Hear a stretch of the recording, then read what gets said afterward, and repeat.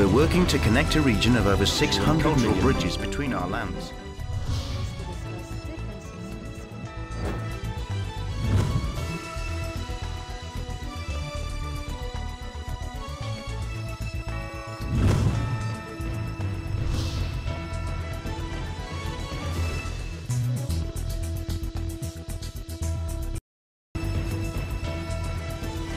Hello and welcome to ASEAN in Focus. Today we have a very special guest with us, Dr. Leticia Peñano-Ho. She is the president of Philippine Center for Gifted Education, and she's also the former vice chancellor for student affairs in UP Diliman, and she's also the former dean of the College of Education, same school in UP Diliman. And she won the Outstanding Psychologist Award this year, 2019, an award from the Professional Regulatory Board. We are so honored to have you here, Dr. Leticia Peñano-Ho. Dr. Ho. Thank you. It's an honor to be invited here. Okay, so you are the president of Philippine Center for Gifted Education. Yes. Can you tell us what is PCGE? Well, it's a private organization that searches for the Filipino gifted. We need the gifted in the Philippines. And so far, those identified and trained for their being gifted are from the upper class. We seldom find the poor ones getting into the gifted program.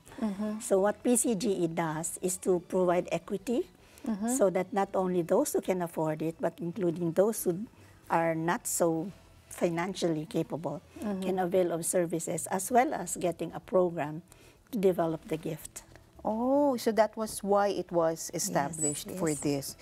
Can you tell us first, can you describe what is giftedness? Oh, yeah. Yes. Well, giftedness is considered in different ways by different countries. Okay. In the Philippines, we just say that we adapt whatever the U.S. defines as giftedness. But we came up, PCGE came up with our own definition. Okay. It's a condition. It's a condition because it's there, but it may not develop. So it's a condition that has to be attended to.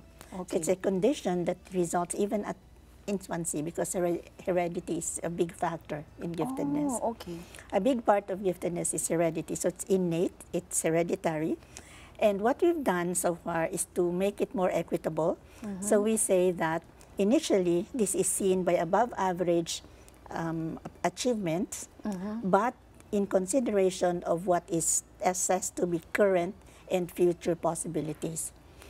We do that because if you take a look at the performance of those who are financially incapable, they lack the stimulation, they lack the materials. And so if you compare them with those who can afford, then you see a gap. So we look at the above average initially. But then we consider two factors, how they are now and how they can be in the future. And that is where the assessment is very, very important. So we have tried to make it equitable, because if you don't do that, then we really don't get the poor ones. We have so far started getting in the indigenous population. Okay. So we started assessing the Mangyans from Mindoro. Wow. But we still have to go and reach the other indigenous groups that we have. Okay. So you said hereditary. Yes. Heredity plays a big factor. A big part of it is heredity. So how do I know, for example, parents, how do they know if their child is gifted? So your description of giftedness is above average if you look at capability them, or intelligence? If you look at them from the academic achievement, we can consider even just above average for the initial. Okay. Then we do the assessment, because you have to take a look at what is the potential. So you have the current and the potential, and you take a look at both, and you try to bring up to the potential what is the current, on the assumption that a lot of our poor students are not able to reach up only because they're so lacking in terms of materials in school and also the stimulation that they had when they're very young. You see giftedness at an early age. Okay. This would be in terms of developmental indicators, like for example, a very, very young child who at an early stage, when they are not supposed to look at things yet, would have the eyes moving around and following stimuli. That's one indicator, initial indicator. Or a child who walks early, that would be motor. Really? Okay. Yeah. So there are very early developmental milestones. And what we see is that if a child is, let's say, 1 year old, the developmental milestones can even be at 5 years old. So when you see that, then you start thinking, there's a potential here.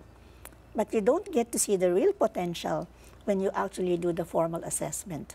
But there are early indicators, and this is why what we do is to work with pediatricians. And so I work a lot with pediatricians, give them checklists. These are the things that you need to take a look at the child. And as the child grows up, then they see the indicators getting higher and higher and higher. Aside from the indicators that you mentioned, what are those in the checklist? I just want to know. It's long because you have the physical indicators, the motor, the fine motor, the gross motor. You have the language. They speak very early, and they read very early. All the things that a child at a certain age can do, they do at a much younger age.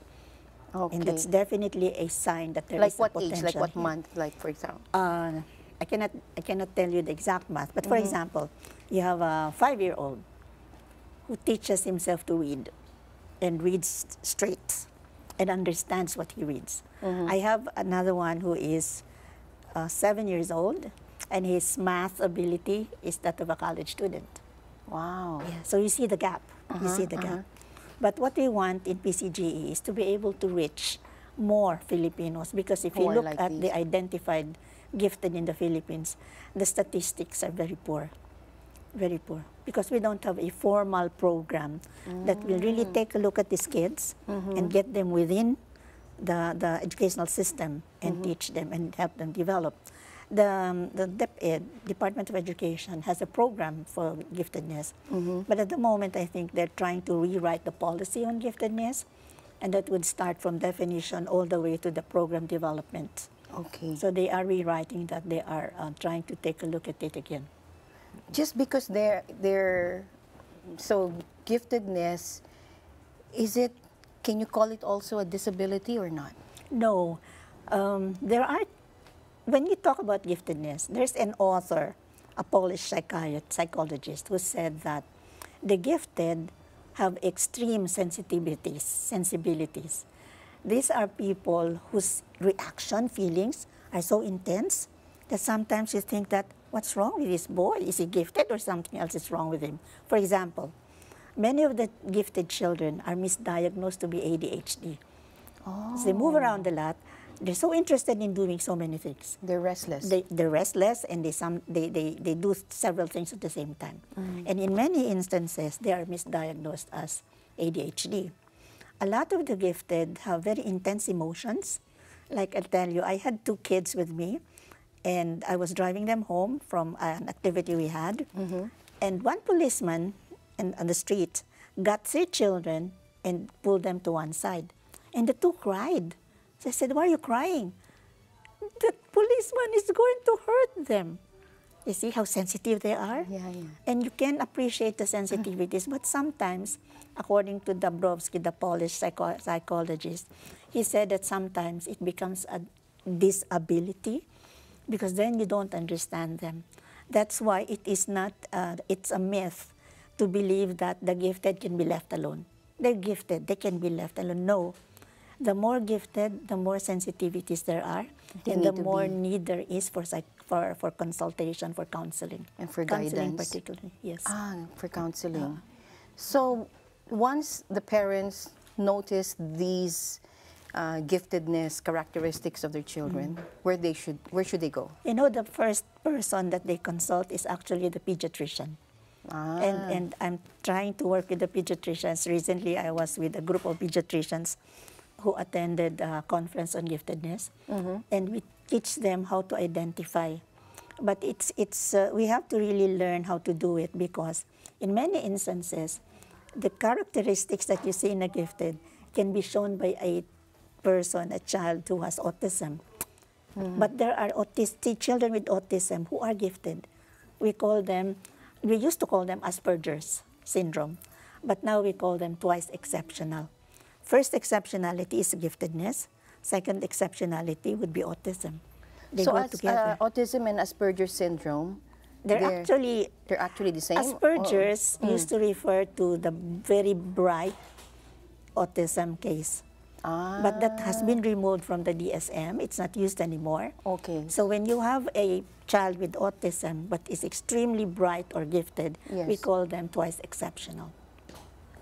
So they're now no more No more Asperger's Asperger's. syndrome. It's been stricken off as a Why was it stricken diagnosis. off? Is it like Well, they edited the DSM-5, which is the basis for all these psychiatric conditions, and they removed that. They decided all those would be just autism. just autism? So with Asperger's now, Just because all it's the autism. higher, the intelligent kind. Yeah. So you call it twice exceptional. Twice exceptional. Or psychiatrists would say autism with no cognitive deficits. That's how psychiatrists would define them. So with autism, you said there are gifted Yes, autistic children. yes. Can you describe them? How Well, are they? different types Yeah, of different giftedness. Like I have a boy who didn't speak until very, very much later, and he definitely was diagnosed to have autism. But then, you know, he had such good musicality, and that was his gift. And he won prizes internationally.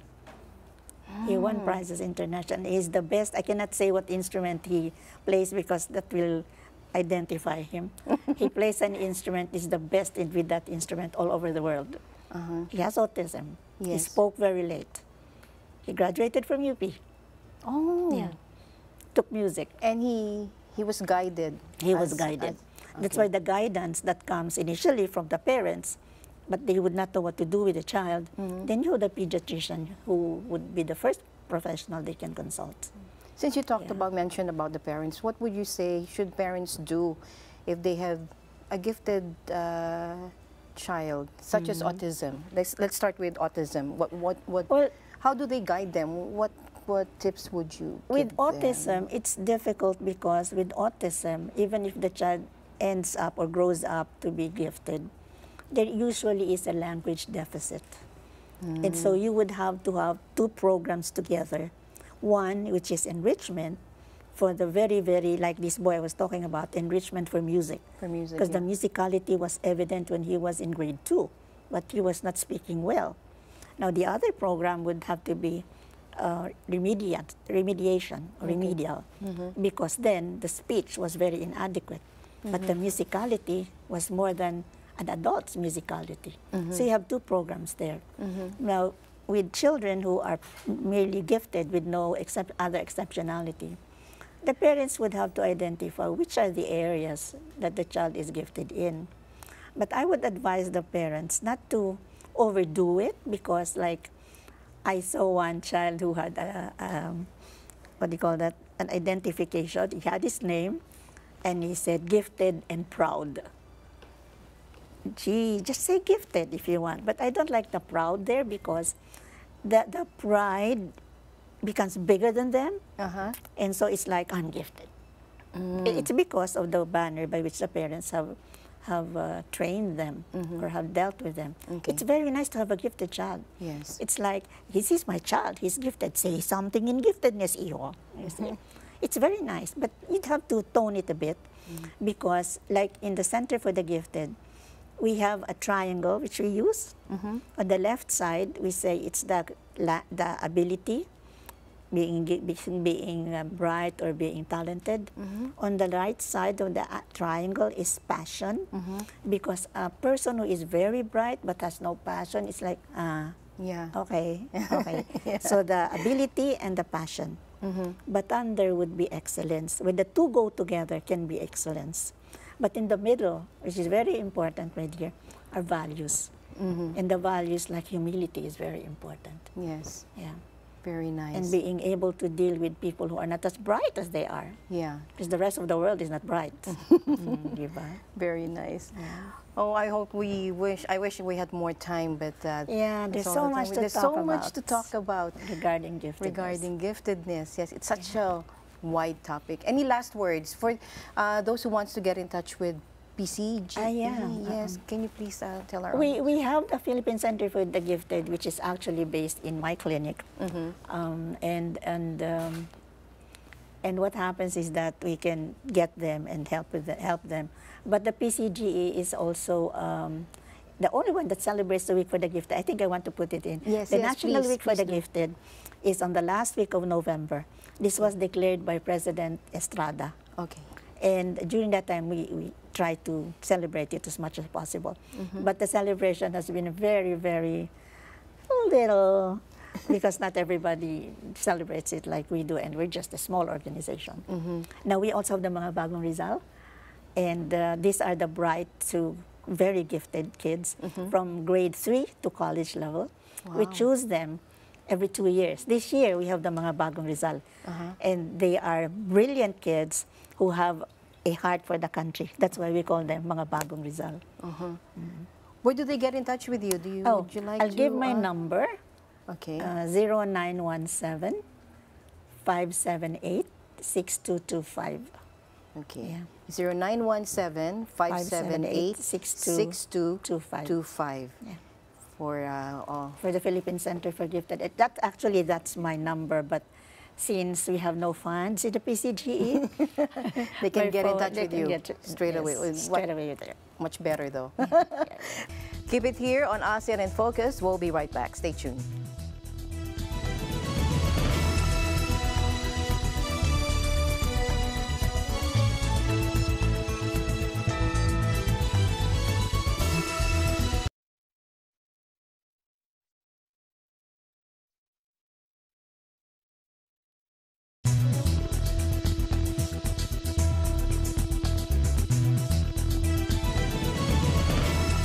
All right, we're still back with Dr. Leticia Peñano-Ho, the president of the PCGE.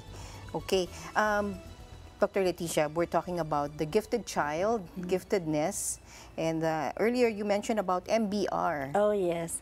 MBR means? MBR means mga Bagong Rizal. Okay. These are, let me tell you the background of that. One time I was working with some very gifted kids, and we were talking about the country. And I mentioned Rizal, Dr. Jose Rizal. And I noticed that there was very little they knew about the national hero. They said, oh my God, what's happening here? So I met with the advisory board, and they said, why don't we have something about Rizal? Because Rizal is the most gifted Filipino. So we said, since Jose Rizal is our model for the Filipino. Oh yes, he's gifted. He was so gifted, grabe. Grabe Name it, he talaga. knew it, he did it. And so what we did was we decided to have the mga Bagong Rizal. There was even a linguist who said, because initially we said, Makabagong Rizal. And a linguist called my attention to it, and he said, they cannot be Makabagong Rizal. You cannot make Rizal modern. You have to make the mga Bagong Rizal, mga Rizal ngayon. So we have the mga Bagong Rizal. These are very bright to gifted young people from grade 3 to college. Why grade 3? Because at grade 3, the mental ability is somehow stable. Say if you identify them as bright to gifted at that point, it would be more stable. So grade 3 to college level. Now, one from each province, so we have 17 every 2 years. This is the year when we are choosing the mga Bagong Rizal 2019. And the search is still on. Nominations are until September 30. So we have forms online, if they can open PCGE, and anybody can nominate. No self-nomination, but anybody can nominate. The school, friends, teachers. Now, the mga Bagong Rizal, you should see the projects that they have. And they're not afraid to work on their projects. And the projects is for the country, which is what Rizal did, you know. He worked for the country, he loved the country. And you're trying to instill the same love for the country. And I really, really dream that all those who are bright to gifted would be the most who would love Rizal best and contribute to the country. So a gifted person is nothing unless there is contribution, unless there is a payback to the country. And that's what I love most about them. Mga Bagong Rizal. Mga Very Bagong apt, Rizal, no? yes. Kasi Rizal himself is the He was most so gifted. Yeah, The he most was gifted so Filipino. gifted.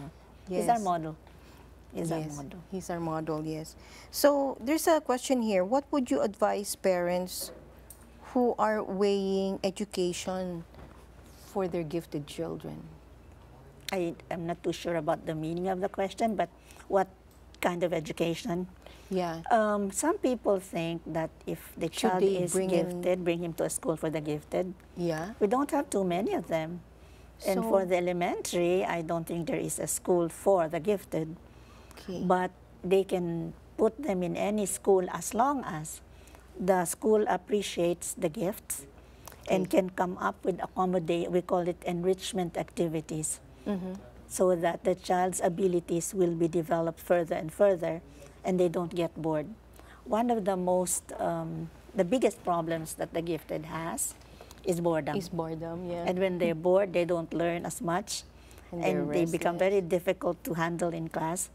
And actually, if you ask many teachers, That's why they think they have ADHD. ADHD. and so if you ask teachers, would I like a gifted child in my class? Probably not. They ask questions, and sometimes the questions are embarrassing because they ask questions that are hard to answer. And so it's true, they might know more than the teacher. It happens all the time. Yeah. So one of the Yeah, it things, could be embarrassing. it can be very embarrassing, and it's like, So teachers I'm a have to teacher. be, yeah, they have to be, well, they don't have to be educated gifted and- themselves, but they have to know how to handle the gifted. yes, that's true. So the parents too, like there would be questions that parents cannot answer. Let's see it, let's study it, and let's take a look at what is there in the encyclopedia or Google or whatever. Actually, they Google by themselves. That's why they know. They're very, very good at that. yeah. Yeah, so it's difficult. The parenting part is difficult. The teaching part is difficult. But about the school, the question about the school, I don't think there is a school, elementary school, that is for the gifted. But every school, because the Philippine educational system is inclusive, every school can come up with a program that will enrich. And the parents who are looking for the school would have to choose one that will enrich. Now, for the high school, we have, of course, the Philippine Science High School system for those who are in STEM. And then we have in Laguna, the Philippine High School for the Arts, for those who are in the arts and the humanities. These are the two schools that offer programs that will enrich. Of course, we have the DepEd Science High Schools. There are in the different cities in the Philippines. For the high school, there are, but for the elementary school, I also don't recommend that they immediately go to a gifted program. Okay. Because there are many ways by which you can enrich, like there is acceleration, okay? And acceleration doesn't have to be grade level acceleration. Yeah. They can do subject acceleration, like if you're so good in math, Yeah. then probably you can take a higher math. So you go to another math class. Yeah. Or it can also be assignment. Like since you're very good in it, I'll give you more assignments so that you will learn more. But never should the teacher use the child to be a tutor of our classmates because they really don't like it. So they don't make them tutors. Because that's one boy said, I don't like to be in that group. Why? I'll end up doing all the work myself. So we have to teach them also that you share this with other children. Teachers have to know that. Yeah. Parents have to know that. And one thing that I would like the parents not to do is to boast that this is my child is gifted. Humility. Humility. But it's easy to be proud because this is Yeah, a of child who course, knows much yeah. more than everybody else. Yeah, humility is a big factor. Earlier you talked about autism, the double exceptional, is that? Twice exceptional. Twice exceptional, double exceptional. Twice exceptional children. Do you think, I don't know if I should, since we are in the techie age, do you think computers can help autistic children? Not all. Or Well, computers can, but it's very easy to get addicted to computers because computers appeal to all the senses at the same time. Yeah. I see, I touch, I hear, I get excited about it. See, so they will respond to computers very easily. But the problem there is the addiction that happens. So you cannot get them away from it. So what happens is that they miss out on other ways by which they can learn. I can recommend the technology and computers, but parents would have to be able to monitor it. No playing, because what they do is games. Games, and the games are really very addictive. Yes. And I tell you, I was talking with some friends and I said, you know, addiction to games is more difficult than any other addiction because there's no medicine for it. Yes, You true. just have to take away the computer, and that's a It's lot the of behavior. trouble. That's a lot of trouble. It's a lot of trouble. So it can be useful, but it has to be tempered. It has to be monitored by the parents.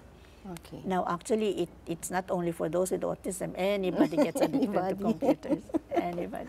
Okay. What about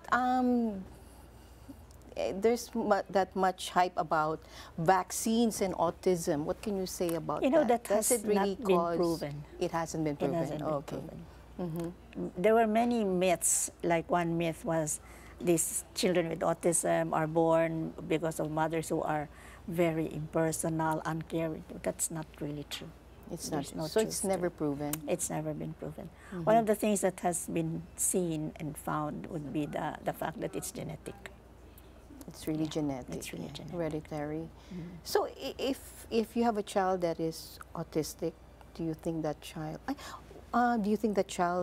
If the autistic child have a family of, can they have a family of their own?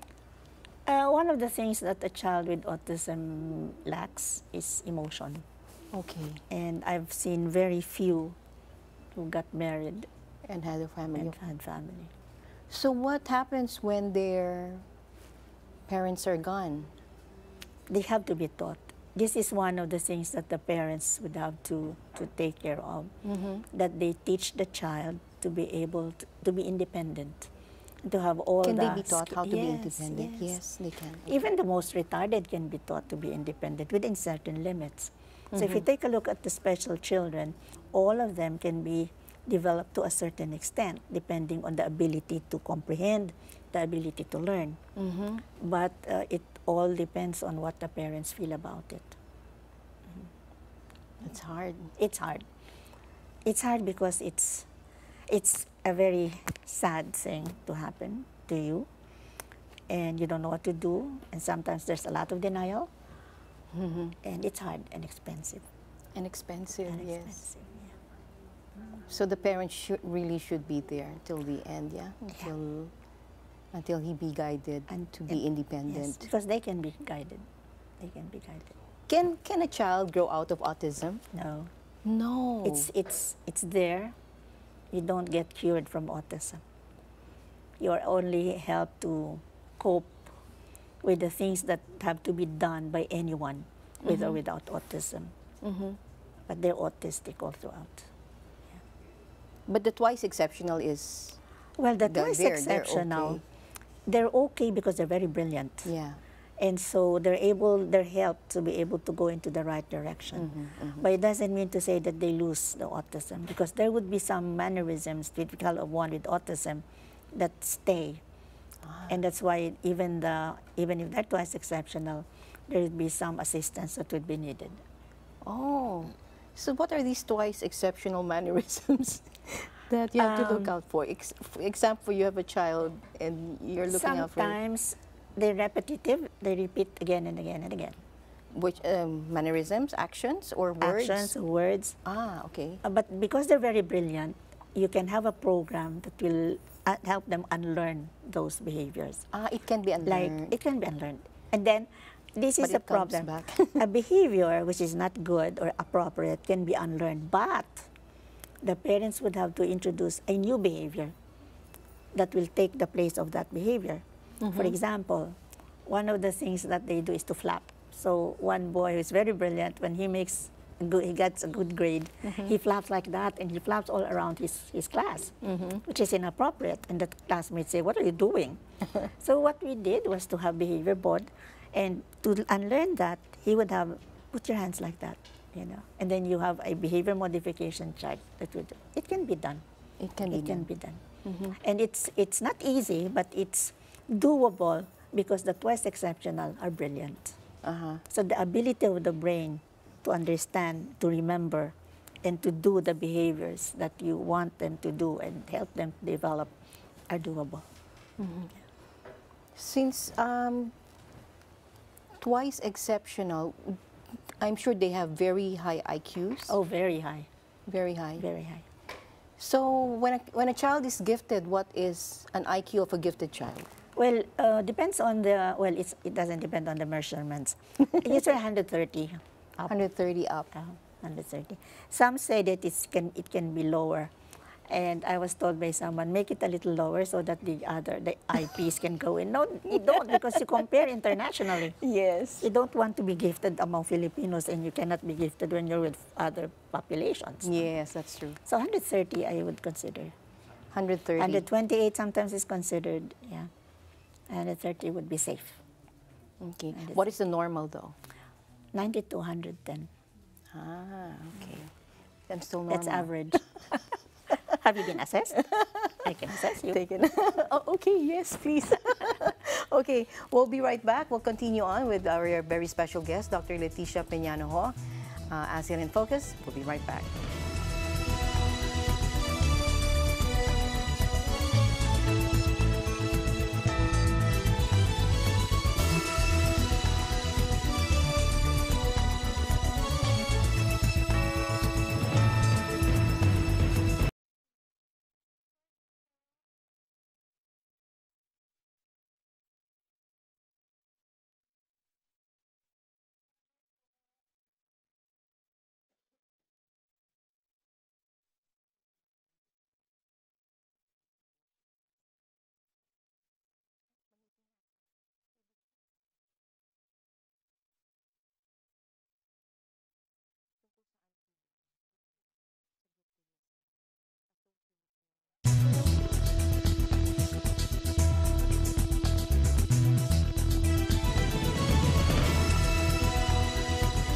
Hello and welcome back to ASEAN in Focus. We're still with Dr. Leticia Peñano-Ho, the president of the Philippine Center for Gifted Education, PCGE. Ayan. Okay, so we were talking about giftedness, and you mentioned something about the association for... Oh, yeah. The PCGE, Yes. we started that because there was no organization that was really focusing on the gifted. No? But I remember that before, the Asia Pacific Federation on Yes. Giftedness started in the Philippines. And the first president was Dr. Roldan, Filipina. And I remember having been involved there. I was very, very young. I just graduated from college. But we hosted it. Oh. Now, that one is still existing, but the Philippines is not there anymore. Why? That's sad. That's sad. No? Yes. What started Why here? is- The Asia Pacific Federation on Giftedness. Where is it now? Now it's based in Taiwan. In Taiwan now. But we're not even a member anymore. That's one of the things that we need to look into because we're not represented. Yeah. Although I remember having attended the conference when it was in Dubai, it includes Asia Pacific. And we started it. And we started it. And the first president was Dr. Roldan, Aurora Roldan, who is a reading specialist. Wow. So probably can be more active again because the PCGE already had the ASEAN Summit. In 2014, PCGE started in 2010. 2013 or 14, we had the ASEAN Summit. And this was attended by different countries. We have a lot of Vietnamese colleagues. Wow. And we had Indonesians. And it was a good one. It was a good one. And we had a speaker, Francois Gagne. He's one of the best on giftedness. He's Canadian. You think ASEAN countries are also interested in this topic or issue? I'm sure they are giftedness, yeah? because but there was nobody in the U.S. who attended. I was the only Asian there. But I know that Dr. Mantak from China has been wanting to keep in touch, you know, because he came for a visit. No, he's from Hong Kong. He's from Hong Kong.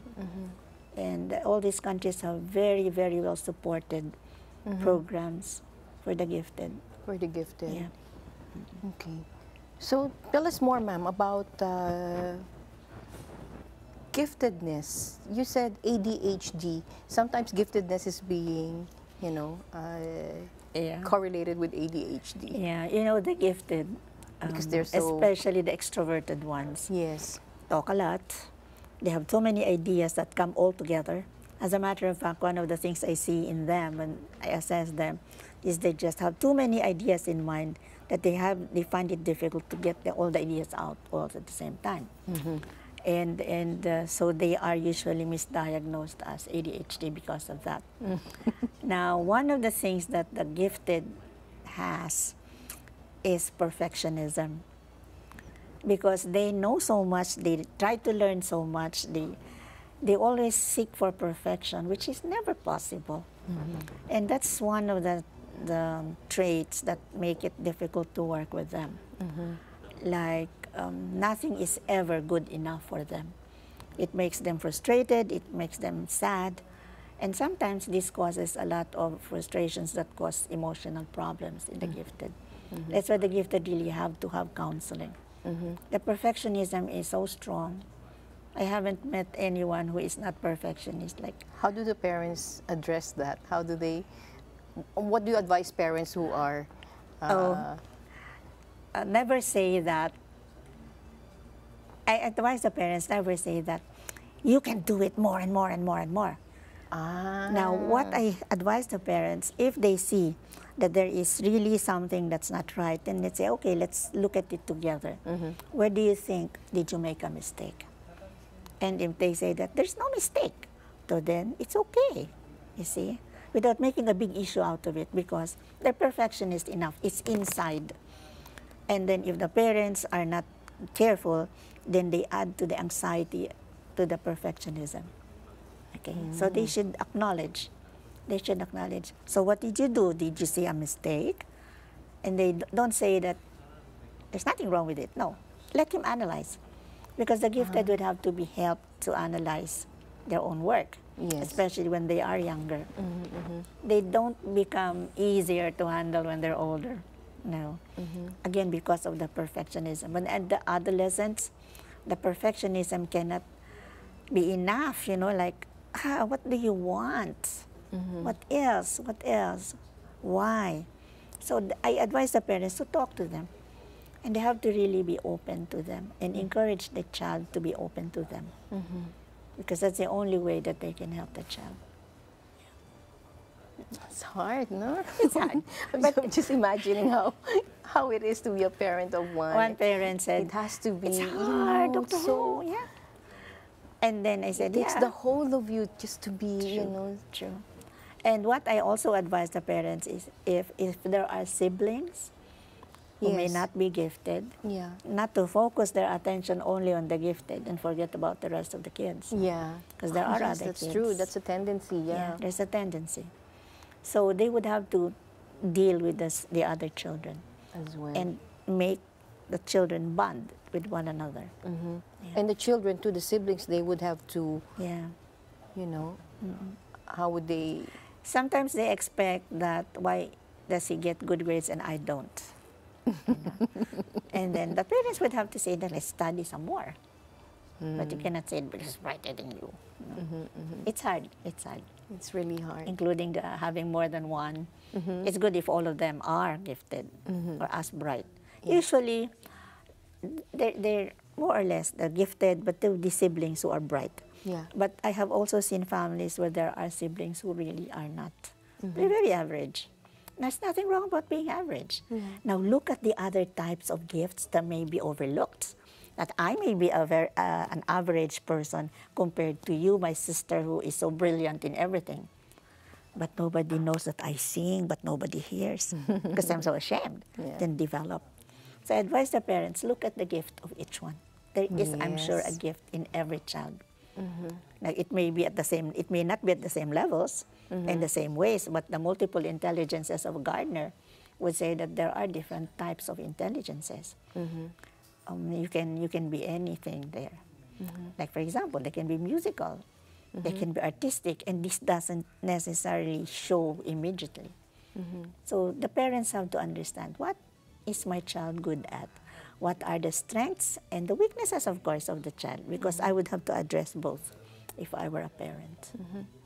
What if a parent is working? What would I you know it's hard. advise? That is hard. I know right? it's hard. So the parent would, I don't say take, I don't say find time. I say make time. It's really hard. It's It's really, really hard. hard. But they have to make time. It's hard. It is hard, I tell you, if Just you're thinking working about it. and you have kids, especially if you have more than one. Yes. I mean, even having one, you have to make time. Are there medications for those who are overly active? Oh, yeah. There are? For the Oh. ADHD, there's medication, and it's an issue with parents and Yes. pediatricians. The pediatricians say, no, he has to take this medicine. And the parents say, no, because the medicine for ADHD are stimulants. And the side effects are they lose appetite and growth is stunted. But Oh. you have to Yeah. choose. Parents have to choose. Not all ADHD would need medication, but there are some who would. Those who are overly. And cannot be controlled anymore. Yeah. The problem with ADHD is, even if you have a child who is not very, very ADHD, but has ADHD, and incorrectly handled by parents, what happens is they develop behaviors that are where they don't follow the parents, so they become oppositional. Oh. And if still not properly handled, they can develop oppositional defiant disorder. And that's why you need to be able to address them, the needs, because it can lead to behaviors that are worse than just moving around too much. Or, So the parents really play a big role here. Definitely, Definitely. in all all of it. types of kids, Yes. whether they're brilliant or not so brilliant, or they have disabilities or anything. The parents' role is very, very crucial. And Yes. but I'm now working with all types of children, but I'm definitely focused on the gifted because of the PCGE. I just hope that the Philippine government sits up and sees and realizes that the hope of the country lies on the gifted young children who we can develop not only academically, cognitively, but in terms of emotional and love for country. Because that's the only way Rizal did it, and that's the way that we can do it again and again and again. Very good.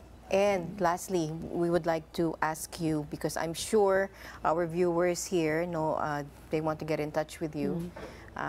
If you could give them where they could get in touch with you. Where do they? They can call the number I give. Okay, My clinic which is 0917 578 6225. 0917-578-6225. Write that down. All right. Dr. Leticia Peñano-Ho, the president of the PCGE. Thank you so much, ma'am. Thank you, too. Thank you so much. Thank You you, too. enlightened us so much. Yeah. Very good. I hope Thank I you. did. Thank you Thank so you. much. Thank you for gracing our show. I am. We talked a lot about giftedness. I've always been called elitist. I'm not an elitist. I work with all sorts. But there are programs already built in for others. Like autism has programs. But the gifted, we need to come up with a stronger program that will develop the gifted. The DepEd is currently rethinking its policy and practices. No, I'm very happy about that. But for the parents are the first persons who notice the gift. I always believe parents. I'm not the type of parent who say, oh, syempre, anak mo yan. I don't believe in that. But you'd have to be able to help the parents identify, is it really true? Or am I overreading it? And the first person that they will go to would be the pediatrician. We're trying to do advocacy with the pediatrician so that they can help the parents in being able to identify and develop the gift. But whatever it is, whether gifted or not, parents have the responsibility of developing whatever strengths that the children have, and then to look for the weaknesses and develop the weaknesses, whether the child is gifted or not. All the children in the Philippines are potential supporters of our government. Yeah.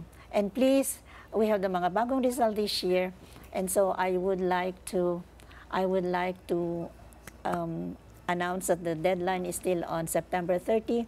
Schools can nominate, parents can nominate, friends can nominate, teachers can nominate. The forms are on our website, the PCGE website. They can Google it and they can get it. Okay, so there is a PCGE website. Yes, I there think is a I found it also on the It is. Facebook. Yeah, Facebook also. All right. Yes. Thank you so much, Dr. Leticia you too. Peñano-Ho, Thank you the too. president of PCGE. Thank you for that enlightening talk. Thank you. Maraming salamat po. ASEAN in Focus, that is it for today's broadcast. I'm Alma Angeles, always one with 25.